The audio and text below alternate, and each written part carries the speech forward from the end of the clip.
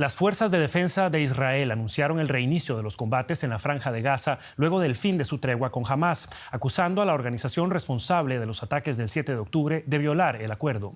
El territorio palestino fue objeto de nuevos ataques aéreos e incursiones terrestres luego del anuncio, mientras en el sur de Israel volvieron a sonar las sirenas. El Ministerio de Salud de Gaza, en manos de Hamás, ya reportó la muerte de al menos 100 personas. Tras una semana de relativa calma, los estruendos de la guerra vuelven a Gaza.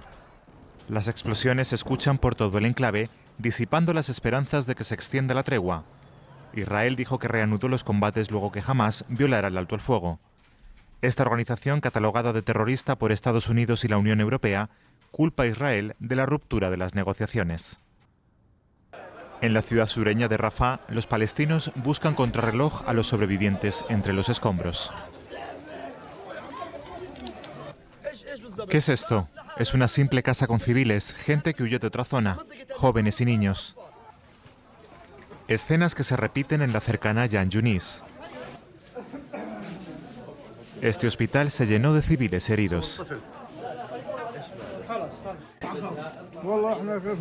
Estábamos en casa escuchando las noticias cuando empezó el bombardeo. Cayeron bombas y destruyeron nuestra casa.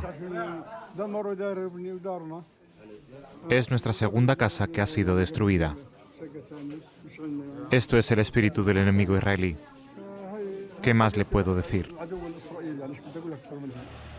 La gente comenzó a huir de Khan Yunis, una ciudad a la que miles de civiles habían acudido en las últimas semanas buscando refugio de los bombardeos en el norte. Israel advierte a los gazatíes para que acaten las órdenes de evacuación en lo que denominó la siguiente fase de la guerra. El ejército israelí envió mensajes y anuncios a la población de Gaza pidiéndoles que evacúen ciertas zonas utilizadas por Hamás para actividades terroristas. Es decir, zonas que forman parte de los objetivos militares y que serán atacadas en respuesta a la masacre del 7 de octubre, mientras Hamás amenaza con otros 7 de octubre.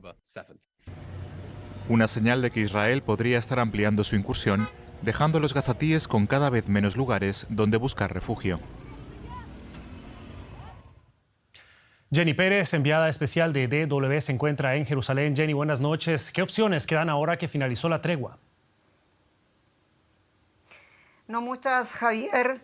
A los bombardeos del ejército israelí en al menos 200 puntos, entre ellos, como decía el informe, Khan Yunis y Rafah, se suman los cohetes que ha lanzado Hamás a lo largo del día, tanto al sur como al centro de Israel, activando las sirenas y también ese sistema de defensa aéreo, la cúpula de hierro. Hamás dice que han muerto más de 100 personas en estos bombardeos israelíes. Israel dice que han sido dirigidos bajo esos puntos estratégicos, entre ellos desde donde lanzas los cohetes. A juzgar por lo que también ha pasado hoy, Hamás conserva su poder de fuego y esto supone una muy mala noticia para los más de 2 millones de personas que están en el sur de la Franja de Gaza, y me refiero no solamente a los residentes, sino también a aquellos que han sido forzados a desplazarse hasta ese lugar después de los bombardeos y de toda la escalada masiva en el norte. Pero también es una muy mala noticia para los rehenes, aquellos que siguen en algún lugar de la Franja de Gaza, porque hasta ahora nada indica que la respuesta del ejército israelí se vaya a detener. Hay naturalmente también críticas hacia el gobierno de Netanyahu del por qué Hamás sigue conservando su poder de fuego. Se preguntan acá por qué después de las operaciones masivas, las que vimos antes de la semana de tregua, Hamás todavía puede realmente lanzar los cohetes que lanzaba hoy día hacia Israel. Y se preguntan también cuánto realmente de esos 15.000 muertos que dice Hamás ahí en la Franja de Gaza corresponden realmente a terroristas de Hamás. Hay todavía más de 130 secuestrados en Gaza, según las autoridades israelíes. ¿Qué sabemos sobre la situación de los rehenes restantes? Según Israel, hay 140 rehenes israelíes en la Franja de Gaza, entre ellos una familia argentina-israelí entera, y Hamás liberaba un video hace unas horas del padre de esa familia, de Yarden Vivas, reclamando a Benjamín Netanyahu, responsabilizándolo de uno de los bombardeos que habría matado, dijo, a sus hijos.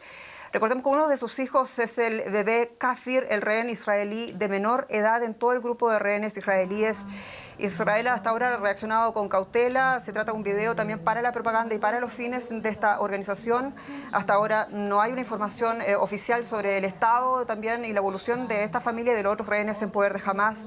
Pero también hay que decir que es una de las tantas historias que queda en punto suspensivo ante el rompimiento de esta tregua. No solo Gaza vive momentos críticos. ¿Qué se sabe sobre los hechos de violencia que se registran en Cisjordania? Definitivamente se está transformando en el tercer punto de conflicto.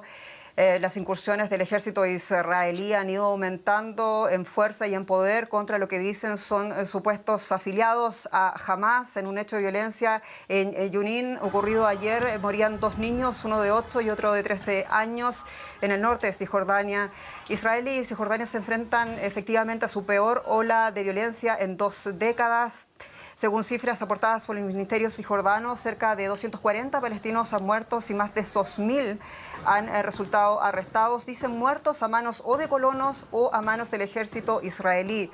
Más de 1.000 de esos arrestados, dice Israel, sin embargo, corresponden a afiliados a Hamás. Recordemos lo que decía en medio de todo esto el principal aliado internacional de Israel, que es Estados Unidos. El secretario de Estado de los Estados Unidos, de visita en Israel, urgía al gobierno de Israel a detener inmediatamente la ola de violencia en Cisjordania. Muchas gracias, Jenny Pérez, en Jerusalén.